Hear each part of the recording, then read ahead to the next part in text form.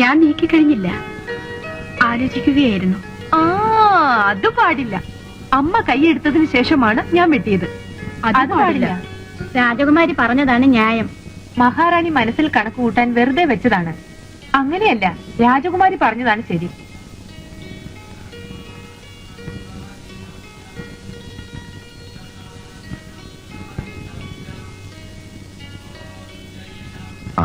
കളി നടക്കട്ടെ.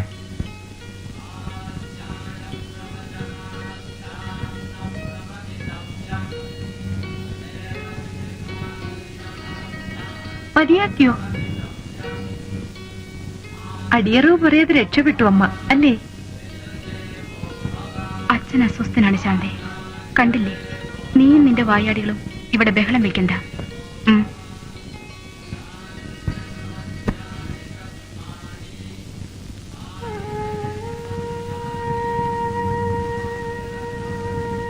രാജഗുരു വന്നിട്ടും പ്രയോജനമുണ്ടായില്ല, അല്ലേ?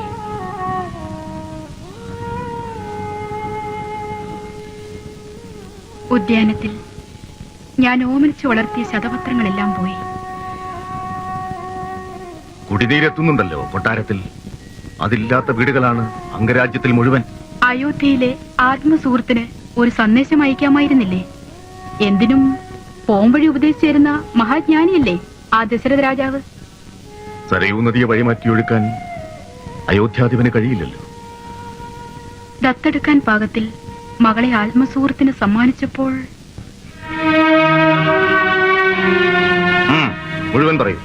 വളർത്തുമകളാണ് ഈ ശാന്തയെന്ന് ഇടയ്ക്കിടയ്ക്ക് എന്നെ ഓർമ്മിപ്പിച്ചില്ലെങ്കിൽ ഞാൻ മറന്നുപോയേക്കും, അല്ലേ? അതല്ല, പൂർവജന്മ സുഹൃതം കൊണ്ട് പ്രസവവേദന അറിയാതെ കിട്ടിയ പുത്രിയായിട്ട് തന്നെയാണ് ശാന്തയെ ഞാൻ വളർത്തുന്നത്.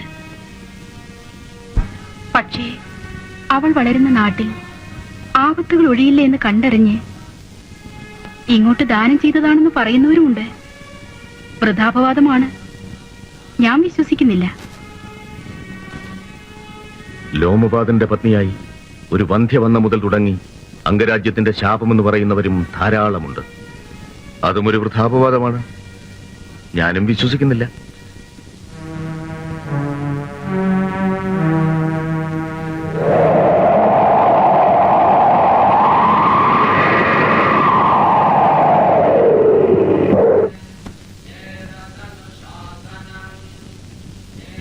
അച്ഛന്റെ മനക്ലേശം ഞാൻ മനസ്സിലാക്കുന്നു. ചക്രവാളത്തിൽ പോലും ഒരു കാർമേഘമെങ്കിലും തലനീട്ടുന്നില്ല. ഹോമാഗ്നിയുടെ ചൂടും നഗരവാസികൾക്കൊരു ശിക്ഷയാവുന്നില്ലേ എന്നാലോചിച്ചു പോകുന്നു.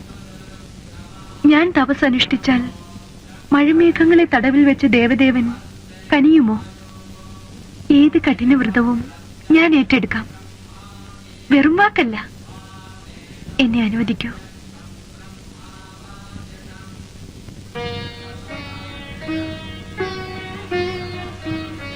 തപസ്സെവിടെ? നിന്റെ ഈ തളിർമേനി എവിടെ? നിന്റെ ഹൃദയത്തിലും പ്രാർത്ഥനയുണ്ടല്ലോ, അത് മതി.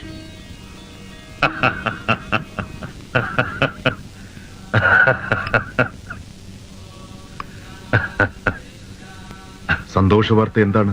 പറയൂ. അർത്ഥസുഷുപ്തിയിൽ ഞാൻ എന്റെ ആചാര്യൻ ആസുരി മഹർഷിയെ കണ്ടു. ഒരു വിചിത്രമായ സ്വപ്നം. നിറഞ്ഞ ജലാശയങ്ങളും പച്ചതഴച്ച ഭൂമിയും മാത്രമാണ് എന്റെ സ്വപ്നങ്ങളിൽ. അങ്ങ് വിശ്രമിക്കൂ. ക്ഷീണിച്ച മനസ്സിന്റെ വിഭ്രാന്തി ഉണ്ടാവും. അല്ല, ഇതൊരു പാഴ്ക്കിനാവല്ല രാജൻ. എന്റെ പ്രാർത്ഥനകൾക്ക് ഒരു മറുപടി പോലെ, ഒരു പരിഹാരം പോലെ വന്നതാണ് ഈ സ്വപ്നം. അംഗരാജ്യത്ത് മഴ പെയ്യണമെങ്കിൽ കളങ്കമറിയാത്ത ഒരു ഋഷികുമാരൻ വന്ന് യാഗം നടത്തണം. സ്ത്രീയുടെ നാദവും ഗന്ധവും സ്പർശവും അറിയാതെ വളർന്ന ഒരു നവയുവാവ്. അങ്ങനെ ഒരാളുണ്ട്. മനോഹരമായ ഒരു മിഥ്യ. അല്ല, സത്യം. എന്റെ ആചാര്യൻ വെറും വാക്കുകൾ ഉപദേശമായി ഉച്ചരിക്കാറില്ല. വരും, അഗ്നി നിമിത്തങ്ങൾ നോക്കി ഞാൻ വ്യക്തമാക്കാം. വരും.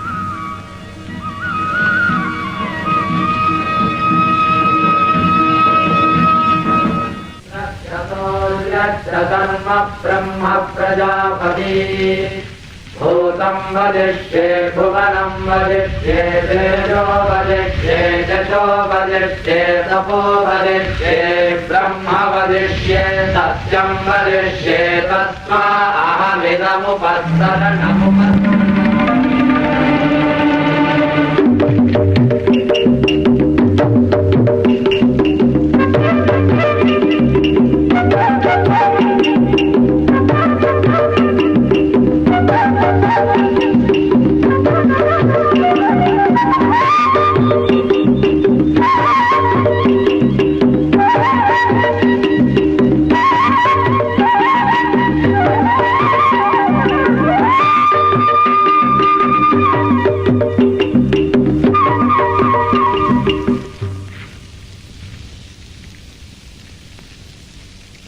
ഋഷ്യശൃംഗൻ വിഭാണ്ഡക മഹർഷിയുടെ പുത്രൻ. കാഴ്ചദ്രവ്യങ്ങളുമായി സന്ദേശവാഹകർ പുറപ്പെടട്ടെ. കുമാരനെ അയച്ചു തരാൻ നമ്മുടെ പ്രതിനിധിയായി താങ്കൾ തന്നെ മഹർഷിയോട് അഭ്യർത്ഥിക്കൂ. നിൽക്കൂ. വിഭാണ്ഡകനെ പറ്റി അങ്ങക്ക് എന്തറിയാം? മഹാമഹർഷിയാണ്, കശ്യപവംശത്തിലെയാണെന്നും അറിയാം. വിഭാണ്ഡകൻ കോപത്തിൽ ദുർവാസാവിനോട് കിടനിൽക്കും. ആശ്രമ പരിസരത്തിൽ മനുഷ്യജീവികളെ അടുപ്പിക്കാറില്ല. പിതാവിനെ ഒഴികെ മറ്റൊരാളെയും ഋഷ്യശൃംഗൻ കണ്ടിട്ടില്ല. ഏതോ ഒരു ദുർബല നിമിഷത്തിൽ അപ്സരസിന്റെ സൗന്ദര്യം കണ്ട് തപം മറന്നതിന്റെ ഫലമായുണ്ടായ സന്തതിയാണവൻ. തന്റെ തെറ്റ് മകന് പറ്റാതിരിക്കാൻ മനുഷ്യ സമ്പർക്കം തന്നെ നിഷേധിച്ചാണ് അവനെ വളർത്തുന്നത്. ഞാൻ അന്വേഷിച്ചറിഞ്ഞു. ദയാപൂർവം വിട്ടുതരുന്നില്ലെങ്കിൽ ബലം പ്രയോഗിച്ചു കൊണ്ടുവരാം. ആശ്രമപാഠത്തിൽ ശക്തിപ്രകടനം നടത്തുന്നത് ധർമ്മമല്ല. പക്ഷേ അംഗരാജ്യത്തിന്റെ കെടുതി ആലോചിക്കുമ്പോൾ അതൊരപരാധവുമാവില്ല. വിഭാണ്ഡകന്റെ തപശക്തി അത്യുഗ്രമാണ്. അടുക്കുന്നവരെ പാറക്കല്ലെറിഞ്ഞോടിക്കാൻ മലകളെ കാവൽ നിർത്തിയത് കെട്ടുകഥയല്ല. എങ്കിൽ ഒരു വൻ സൈന്യം തന്നെ പുറപ്പെടട്ടെ.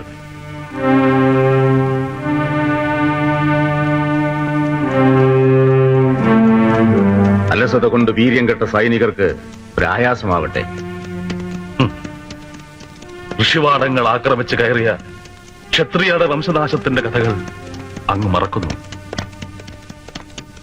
അംഗരാജ്യത്തിന് കൂടുതൽ ശാപങ്ങൾ ക്ഷണിച്ചു വരുത്തണോ? പിന്നെ നാം എന്തു ചെയ്യണം? ഇപ്പോൾ അങ്ങ് വിശ്രമിക്കണം. ഞാൻ വീണ്ടും ഒന്ന് പ്രശ്ന വിചാരം നടത്തട്ടെ.